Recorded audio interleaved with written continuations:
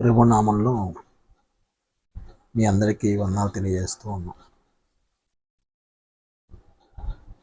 ఈ సమయంలో నేర్చుకోబోయేటువంటి అంశము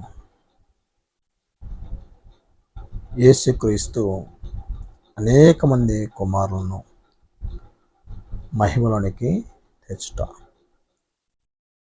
ఈ భూమి మీద యేసుక్రీస్తు యొక్క పని ఏమై ఉన్నది? యేసుక్రీస్తు శరీరధారిగా ఈ భూమి మీద జీవించుటకు కారణం ఏంటి? ఇది మనందరం కూడా ఆలోచించగలిగినటువంటి విషయం. దేవుడు మానవుల పట్ల ఉన్నటువంటి ఉద్దేశము ఎంతో శ్రేష్టమైనది. మనుషులు దేవుణ్ణి ఎరగగలిగితే వారి జీవితాలు బాగుంటాయి. వారు నెమ్మదిగా బతుకుతారు. వారి ఆలోచనలు ఆత్మ సంబంధమైనటువంటి ధ్యానంలో జీవించేట్లుగా చేస్తాయి. ఈ లోకయాత్ర వారికి సుఖమైనటువంటి పరిస్థితులు దయచేస్తుంది. దేవుణ్ణి ఎరగకపోతే వారు అనేకమైనటువంటి చెడు వ్యసనానికి లోనవుతారు. వారు అనారోగ్య పాలవుతారు. నెమ్మదిలేనటువంటి జీవితాలకు పాలవుతారు. సౌఖ్యమైనటువంటి వాతావరణం మధ్య వాళ్ళు జీవిస్తూ ఉంటారు. వాళ్ళ కోరికలు నెరవేర్చుకోవడానికి వారి యొక్క జీవితాంతం ప్రయాసపడతారు. ఈ ప్రయాస అంతా కూడా వ్యర్థము అనేది వారు గ్రహించరు.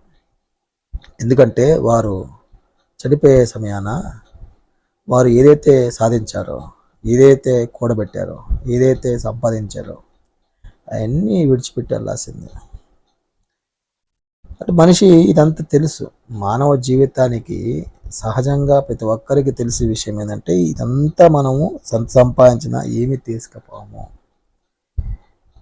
ఏమి సంపాదించినంతే కూడా వదిలిపెట్టి వెళ్ళాల్సిందే అని అందరూ కూడా గ్రహించున్నారు.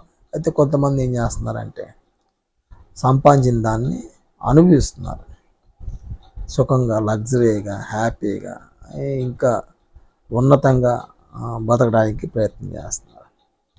ఏదైనప్పటికీ ఈ లోకాన్ని వాళ్ళు విడిచిపెట్టాల్సిందే. ఈ లోకంలో పుట్టిన ప్రతి మనిషి చనిపోవట సహజం. నేను చనిపోను అని చెప్పేవాడు ఎవడు లేడు. అయితే ఇక్కడ ఆలోచించవలసిన విషయం ఏంటంటే దేవుడు మనిషిని పుట్టటము చనిపోవటంతోనే అయిపోయిందా? దేవుడి కార్యక్రమం అంతేనా? దేవుడు మనుషుల పట్ల ఏర్పాటు చేసినటువంటి నిర్ణయము పుట్టించడం, వారు చనిపోతే మళ్ళీ బతికించడం, ఇదేనా దేవుని యొక్క ఏర్పాటు? ఇది మనుషులు చాలా తీవ్రంగా ఆలోచించవలసిన విషయం.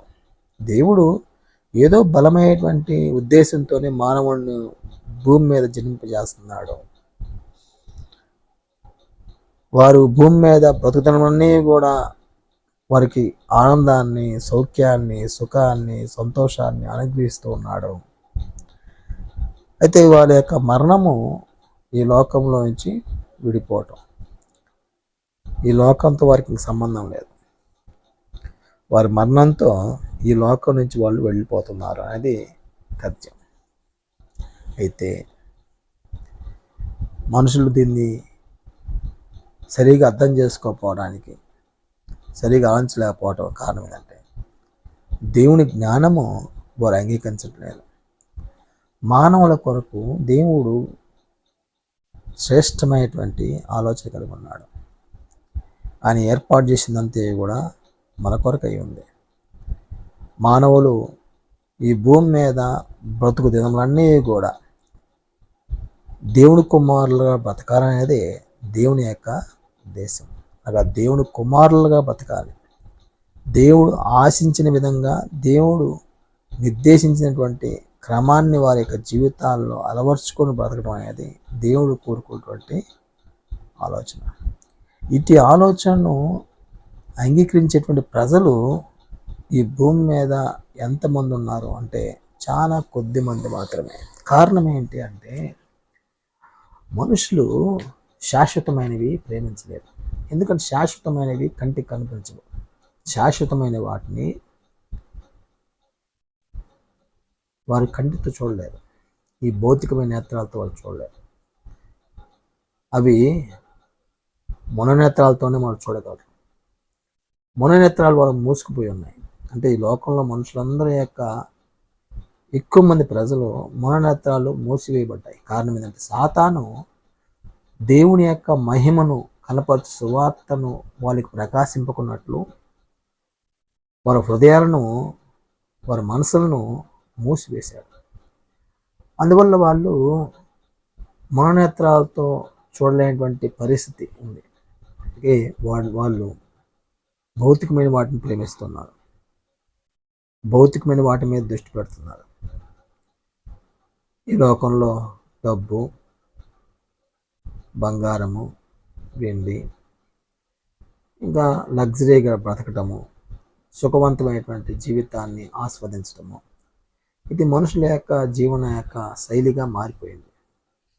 దానివల్ల దేవుని యొక్క సువార్తను అనగా దేవుని యొక్క సంకల్పాన్ని గ్రహించేటువంటి మనసు కానీ హృదయం కానీ వారికి లేదు.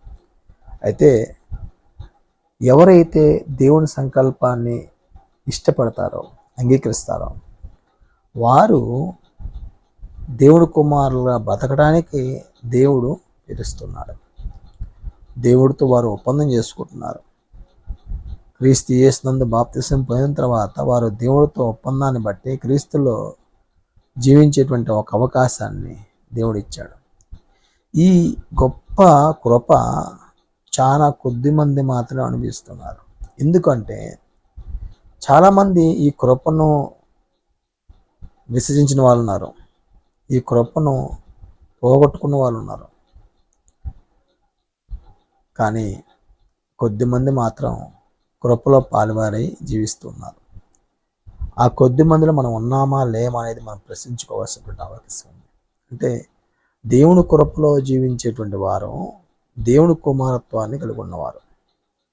దేవుని కుమారత్వం కలిగిన వాళ్ళు ఆత్మ సంబంధంగా బతికేటువంటి జీవితం వారిది.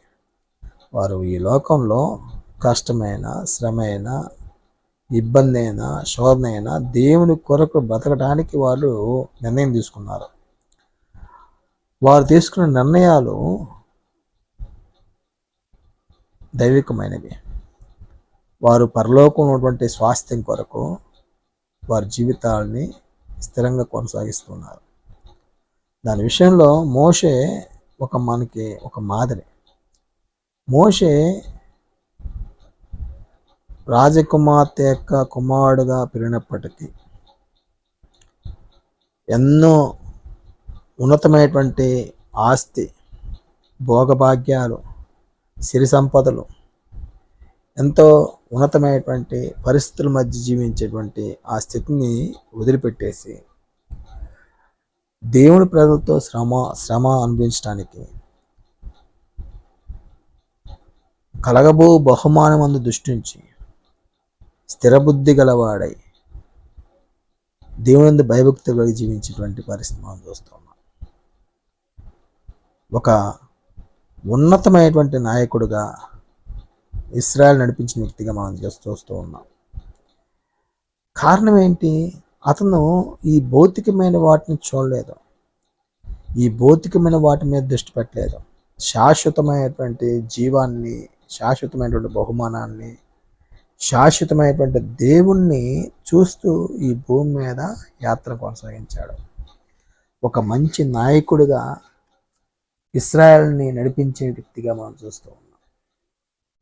అంటే జీవితము అనేది దేవుని కుమారుడుగా బ్రతకటానికి ఎంత ఉన్నతమైందో ఈ భూమి మీద ఒక వ్యక్తి క్రీస్తులో బ్రతకడం అనేది ఎంత ఉన్నతమైందో వారు గ్రహించగలిగితే అది గొప్ప జీవితం. ఈ పాఠాన్ని బట్టి మనం ఆలోచిస్తే యేసుక్రీస్తు అనేక మంది కుమారులను మహిమలో తీసుకెళ్ళడానికే ఆయన పనిచేస్తున్నాడు. దేవుని సంకల్పము అనేక మంది కుమారులను మహిమలోకి తెచ్చుట. దేవుడు క్రీస్తు సంఘము ద్వారా అనేక మంది కుమారులను తయారు చేయడానికి నిర్దేశించాడు. ఈ సంఘములో ఆత్మ సంబంధమైనటువంటి ఆశీర్వాదాలు అనిపిస్తున్నాడు. ఈ సంఘములో కృపను అనిపించాడు. పరలోక సమయటువంటి ప్రతి దీవెన చేత వారు ఆత్మ సంబంధంగా ఎదుగుతూ జీవంలో పెంపబడటానికి దేవుడు ఏర్పాటు చేసినటువంటి ఒక్క అద్భుతమైనటువంటి దైవిక సన్నిధి క్రీస్తు సంఘం. క్రీస్తులో ఒక వ్యక్తి బ్రతకటము ఎంత ఉన్నతమైందో ఒకసారి మనం ఆలోచించాలి. యేసుక్రీస్తు నందు ఆత్మ సంబంధంగా బ్రతకలేని వాళ్ళు, వారి జీవితము ఉపయోగం లేనిది. వారు క్రీస్తులో ఉన్నామని చెప్పుకుంటున్నారు కానీ వారు క్రీస్తు సంబంధులు కారు. దేవుడి కృపను వ్యర్థం చేసుకున్నవారు. వారు బాప్తిజం పొందారే కానీ వారి జీవితంలో దైవికమైనటువంటి ఆలోచనలు వాళ్ళలో లేవు. వారు కేవలము భౌతికమైన వాటి మీద దృష్టి పెట్టి భౌతికమైన వాటి మీదే జీవితాన్ని కొనసాగించేటువంటి వారు నిర్ణయాలు సరిగా తీసుకోలేరు. వారి నిర్ణయాలు దేవుని చిత్తానుసారంగా ఉండవు. తమ సొంత నిర్ణయాలను బట్టి స్వలాభం కొరకే ఆలోచన చేస్తే వారి జీవితాలు కొనసాగుతూ ఉంటాయి. ఏదేపటికీ దేవుని కృపను వ్యర్థం చేసిన వారు చాలామంది ఉన్నారు ఈ భూమి మీద. పౌలు సువార్త పరిచర్యలో కూడా ఎంతోమంది దేవుడి కృపను వ్యర్థం చేసుకున్న వారి పేర్లు తెలియజేయడం జరిగింది. హుమనేయును, దేమా ఏం చేశాడు? ఈ లోకాన్ని ప్రేమించాడు, ఈ లోకాన్ని స్నేహించాడు. పౌలుతో పాటు సువార్త పరిచయం చేశాడు దేమా. అంత మాత్రమే కాదు, పౌలు యొక్క ప్రసంగాలు విన్నాడు, పౌలు యొక్క జీవితాన్ని చూశాడు. ఎన్ని చూసినా కానీ తను లోకాన్ని స్నేహించాడనే విషయాన్ని పౌలు వ్యక్తపరచడం జరిగింది. ఒక టైంలో పౌలుతో పాటు సువార్త పరిచయం చేసినటువంటి ఈ దేమా లోకం వైపు చూశాడు, అంటే దేవుని కృపను వ్యర్థం చేసుకున్నాడు. ఇలాగ చాలామంది దేవుని కుమారత్వాన్ని కోల్పోతున్నారు. దేవుని కుమారత్వం యొక్క విలువ శ్రేష్టతను గుర్తించకుండా వారి జీవితంలో వారు నాశనం చేసుకుంటున్నారు. అనేక మంది విశ్వాసమును ఓడబద్దలైపోయి జీవించేటువంటి పరిస్థితులు ఉన్నారు. కారణం ఏంటంటే వారు దేవుణ్ణి ప్రేమించటం లేదు, దేవుని సంకల్పాన్ని గ్రహించటం లేదు. వారు యేసుక్రీస్తు యొక్క బలిని వారు సంపూర్ణంగా గుర్తించలేరు. అందుకే వారు ఈ లోకంలో వాటిని ప్రేమించేటువంటి పరిస్థితి ఏర్పడింది. ఈరోజు చాలామంది దేవుడి కుమారత్వాన్ని, దాని యొక్క శ్రేష్టతను గుర్తించలేకపోవటం వల్లే ఆత్మ సంబంధంగా బతకలేకపోతున్నారు. ఆత్మ సంబంధులే దేవుడు కుమారులు. యేసు ప్రభులాగా బ్రతకడానికి క్రీస్తు యేసును నిర్దేశించే సంకల్పాన్ని, దేవుడు ఉద్దేశాన్ని బట్టి మన యొక్క జీవితాన్ని కనపరుచుకుంటేనే పరలోకంలో జీవాన్ని మనం సొంతం చేసుకుంటాం. ఇది సామాన్యమైనటువంటి సంగతి కాదు, కానీ దీన్ని ఎన్నో విషయాలుగా మనం అధ్యయనం చేసి మనము ఆత్మీయ జీవితాన్ని మెరుగుపరుచుకుంటే మన జీవితాలు మనం ఆత్మ సంబంధంగా పురోగతి చేయటువంటి అవకాశం ఉంటుంది. ఈ లోకము శాశ్వతం కాదు. శాశ్వతమైనటువంటి లోకం పరలోకంలో ఉంది. అటు లోకం కొరకు అనేక మంది ప్రజలు, అనగా పాతమున్న చరిత్ర నుంచి మనం చూసినప్పుడు అనేక మంది ప్రజలు విశ్వాసంగా బతికి ఆ శ్రేష్టమైన దాన్ని, ఆ వాడబాడినటువంటి స్వాస్థ్యం కొరకు ఎదురు చూస్తూ ఉన్నారు.